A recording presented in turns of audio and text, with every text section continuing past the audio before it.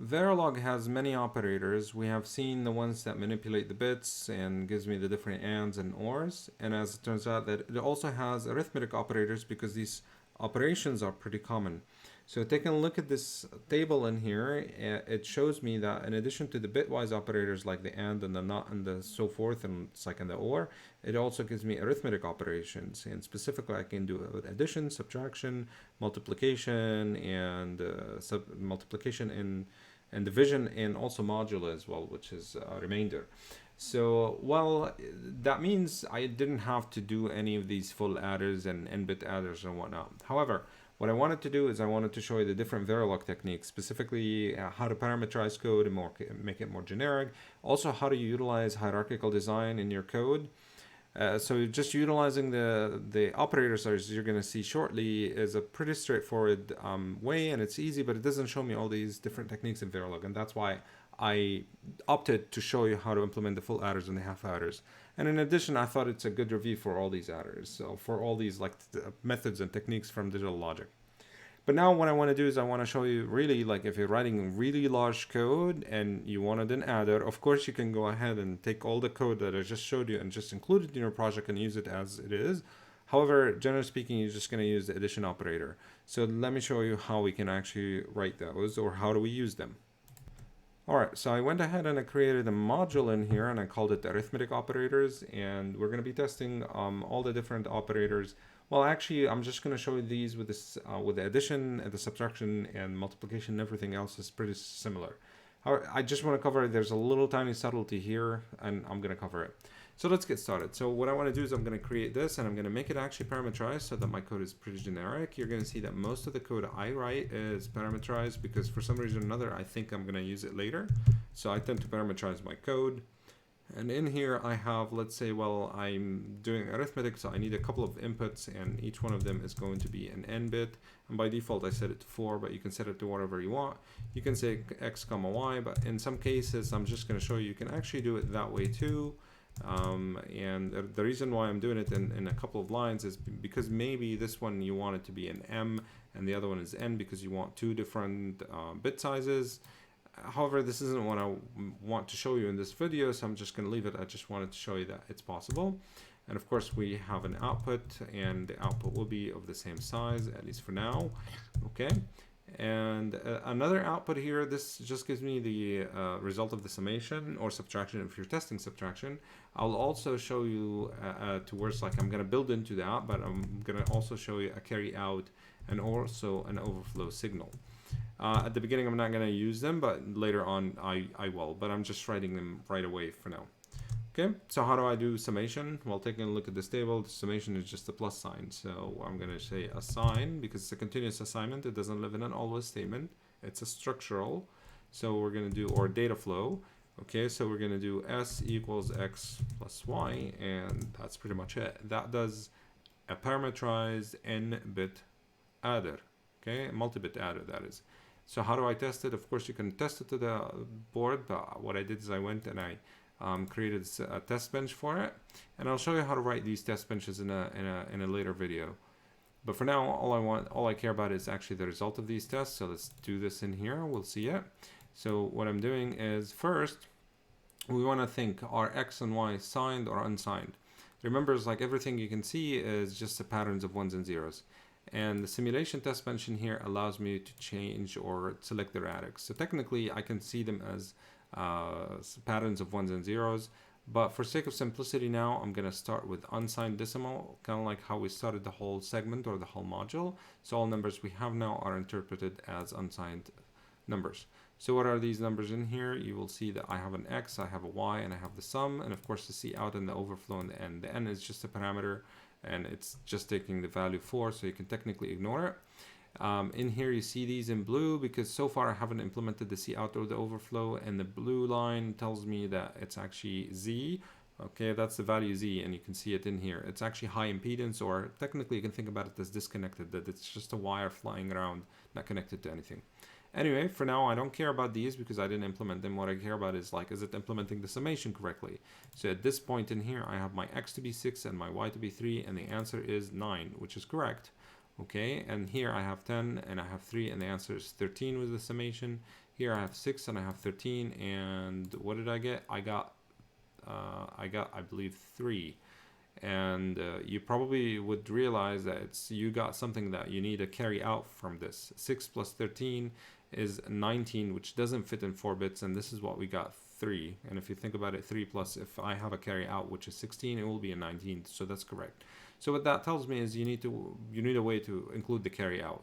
And the last test is in here, is 10 plus 13. It should be a 23, but I got a 7, and of course probably a 7 plus 16 is a 23. So I definitely need to include the carry out. So let's figure out how can I implement the carry out. And as it turns out, there's many ways to actually implement the carry out. I'm just going to show you the first one. So the first one tells me, okay, so instead of doing this assign s plus blah, blah, blah, let's do the following. I'm gonna define a vector, and that vector will be of sign n plus 1. So that's from 0 to 5. So that's, or from 0 to 4 inclusive. That means that's 5 bits total, not 4 bits like the x and y and s. Okay, and I'm going to call it a sum. And now what I'm going to do is I'm going to assign the sum to be x plus y. So far, the answer didn't change. So what I'm going to do is I'm going to show you the use of a different operator in here, specifically this one in here, which we call the concatenation operator or the concatenate operator. And what it is, it's actually just you put squiggly lines in here. Okay, so let me just do this here. I'm going to move the x to it within that squiggly line. It just helps me concatenate different vectors or different signals next to each other. Okay, for some reason this got stuck in here. Okay, and I think we're back. So we do this in here, okay, and that, and this concatenation operator, like between like anything after or before the comma, it just puts them right next to each other. It concatenates them. And what I want to do is I want to concatenate a 0 next to the x. I'm expanding its sign. So this one here, this x is, if I'm dealing with them as unsigned number, it's just basically a bunch of 1s and 0s. What I'm doing is I'm putting a 0 at the most significant bit. So technically I'm not changing anything. So if it's a 5 bits, and I can do the same with the y, okay, here I can do 0 and y in here. Okay, so what I did is I took the y and I put a 0 right next to it. That's what the concatenation operator does, okay? And what I did is I now made y and a 0 next to it is now 5 bits, not 4 bits. X and a 0 next to it is a 5 bits, not 4 bit. And I'm adding 2 5-bit number, and now I'm basically putting the number in some. However, the 0, which we're going to see shortly, it's actually in more than 1 bit. This is, if you just say 0, it's actually 32 of these zeros. So you're going to have to tell it that it's just 1 bit binary. Okay, so we're going to do that. And that representation, this is how we represent numbers in Verilog. I'll show you how to represent different numbers with different radix in Verilog shortly. But for now, this is just a single bit 0. Okay, so that's the sum, and of course that's not what I care about. I care about the s in here. So what you need to do is you need to tell me, well, let's assign s to be the sum, and it's actually specifically the very first 4 least significant bits. And of course the last significant bit, I'm gonna assign it to be the cout. So cout will be equal to sum n. Okay, so if you think about it, what I did is I made this is a 5-bit, this is a 5 bits. I summed them up and I stored the answer in 5 bits. And of course, the 5th bit is the cout, and that's what I just did in here. So if I go ahead and I just run the simulation one more time, it's the same test bench with the same numbers. I should start getting the carry out. And this is just one way to compute that carry out. Okay, so now we have our results. We do this here, we do that. And yes, my carry out, this one here actually have like it's fluctuate between 1 and 0. This one here, 6 plus 3 is a 9, 10 plus 3 is a 13, that's fine. Again, I'm dealing with unsigned, so the radix here is set to unsigned decimal. Okay, now what I have in here is 6 plus 13 is actually 3, and a carry out is set to high. You can see this is a high and this is the 1 in here. The same goes in here, 10 plus 13 is 7, and the carry out is high. So that's perfect. Before I move on to figure out how to do the overflow, let me just show you here. Is there a different way to do this? And as it turns out, yeah, there are many ways to do it. But I just want, here I showed you the addition operator and I showed you the concatenation operator. And as it turns out, really, you don't need this concatenation operator in here. So let me explain. in Verilog, okay, and the table here shows me the following. It shows me the bit length in here. So let's take a look at the arithmetic. What the arithmetic is telling me, it's the L of A, L of B, it's the maximum. The keyword is the maximum. And as it turns out in here is just Verilog goes to this statement in here with a sum and tells me, well, the sum is a 5-bit, but this is a 4-bit and this is a 4-bit. What it does, it expands all the signs to the maximum. So since sum is 5, it will expand x automatically to 5 and it will expand y automatically to 5 and sum them. So these are already 5-bit summation and the rest is exactly the same. And you can double check this by running that simulation and you're going to see that it will work without that concatenation. So why did I do the concatenation? I just wanted to show you what's actually happening so that you understand what's technically happening. This is one of the most difficult subtleties or bugs you might see with addition and subtraction usually, like is the expansion, like how does it expand it? And it's still working. This is the carry out is still working. And you can pause the video and just show it like on your own pace. Okay, so that's fine. So I just showed you again like in an operator, usually you take a look at this table and you see how long the operation or the number of bits. So if sum is 5, if sum of 6, it will actually expand x and y to 6s. However, now here's where the important part is. The important part is, what if you want to deal with x and y as signed? So the most significant bit would be a 1, not a 0. Expanding it with a 0, you're switching the sign of that number and you're changing it, and that will be dangerous. And for that reason, this particular operation is dangerous in here, because if it's expanding it with signed or unsigned, you're gonna have to figure out what is it, what is x, what is y. So sometimes you might see me doing this. I just basically say, I believe I have to put it before in here in syntax. I have to do this signed, for example, and now this way I'm forcing x to be signed. So if the most significant bit is 1, it will be expanded by another 1. Even if you expand it by 2 or something, it will just basically replicate that 1. So you can say signed or unsigned if you want to. So sometimes you might see this, and that's because I have faced a bug. Generally, I don't write it, but if I faced a bug and I'm trying to force it to be signed or unsigned, I'll just do this. Okay, so that's good. All right, so here's a couple. So I just showed you a couple of ways to do the C out. Before we move on to the overflow, I just want to show you that really I didn't have to do the sum of a 5-bit and then separate it into S and a C out. And there's apparently a different way to do it. And that way is the following. You can say assign, and this time I'm going to concatenate on the left-hand side. What am I going to concatenate? Let me show you. You're going to concatenate the C out and the S. You see what I did in here? So that sum gave me a result which is S, and to the left of it was the C out, and all I did is just concatenated these. So I did not need any of that in here, and that code was still run. So if you actually run the simulation, you'll see that the code still runs as I expect it to do. Okay, that's good. Okay, so we do this here. Let me just show you. It's still running. Yes, I do see the C out. That's perfectly fine.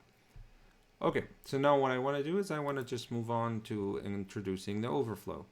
And again, now I'm going to consider x and y as signed numbers. Okay, so this expansion here would work. It will actually expand it like I expected it to be. Again, x is 4 and y is 4.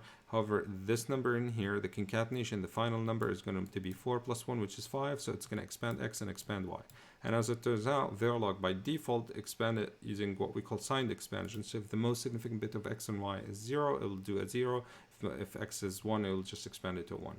Anyway, I mean, how do I create an overflow? Kind of like what we did with our code. That's why I showed you that method instead of like doing the XORs of the carry in and the carry out. So you can just say overflow of, and you can, I'm just going to test a couple of cases, which is like if x is positive, and you can figure out that x is positive by doing this, and if y is positive, and you can do this by doing that, and if the sum happened to be not positive, which is negative, okay, you can just do this. That means an overflow has happened. The other case is when x is not positive, or it's a negative or 0, and then when y is actually low, okay, and it just happened that the sum is actually asserted or the sum is high. That means something has happened in here, and that should be how we create the overflow. And it's telling me that there's a syntax error. I see what we did in here. Okay, I think that is where the syntax error is. Okay, and we run the simulation in here, and hopefully now I will see the overflow connected. It's not blue anymore. Okay, so we double click in here, we do that, and yes, the overflow is happening. So now, of course, in an overflow, I'm gonna have to interpret these numbers as signed. So I'm gonna have to go in here. Again, remember, it's like everything is in binary, so technically I can see them that way with binary, but for the sake of simplicity, I'm just gonna assume that they're signed decimal. So let's take a look. So in here, what I'm saying is 6 minus 3 is, 6 plus 3 is well, how do I get a -7? Well, because 9 doesn't fit, so the overflow is raised. That tells me that the answers are wrong.